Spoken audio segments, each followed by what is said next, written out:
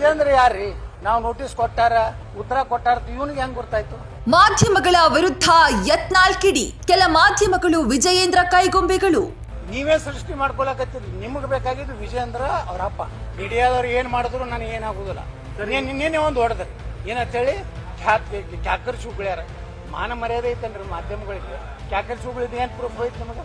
ನಿಮ್ಮ TRP ಹೆಚ್ಚು ಮಾಡ್ಕೊಲಿಕ್ಕೆ, ವಿಜೇಂದ್ರ ಅವ್ರ ಅಪ್ಪನ್ನ ವೈಭವೀಕರಿಸಲಿಕ್ಕೆ ವಿಜೇಂದ್ರ ಅನಿವಾರ್ಯ ಬಿಜೆಪಿಗೆ ಅನ್ನೋಂಥದ್ದು. ನೀವೇನು ವ್ಯವಸ್ಥಿತವಾಗಿ ಕೆಲವೊಂದು ಮಾಧ್ಯಮದವ್ರು ಏನು ಮಾಡ್ಲಕತ್ತಿರಲ್ಲ, ನೈತಿಕತೆಯನ್ನು ಬಿಟ್ಟು ಕೆಲಸ ಮಾಡಿ.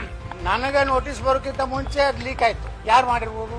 ನಾ ಏನು ಹೇಳಿದೆ, ಒಂದು ಟ್ವೀಟ್ ಮಾಡಿದೆ, ಹಿಂಗೆಲ್ಲ ಮಾಧ್ಯಮದವ್ರು ವಿಜೃಂಭಿಸ್ತಾ ಇದ್ದಾರೆ, ನನಗೆ ನೋಟಿಸ್ ಸಿಕ್ಕಿದೆ.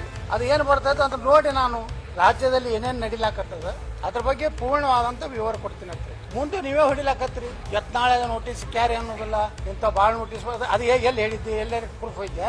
ಯಾವ ಮೀಡಿಯಾದಾಗ ಐತೆ ಹೇಳ್ರು ನಾನೇನು ಹೇಳ್ಯಾರ? ಯಾವ ಮಾಧ್ಯಮದವ್ರು ಮಾಡ್ಲಾಕತ್ತಾರ ಅವ್ರಿಗೆ ಗುರ್ತಾಗ್ತದೆ. ಅವ್ರಿಗೆ ಸ್ವಲ್ಪ ಗೌರವ.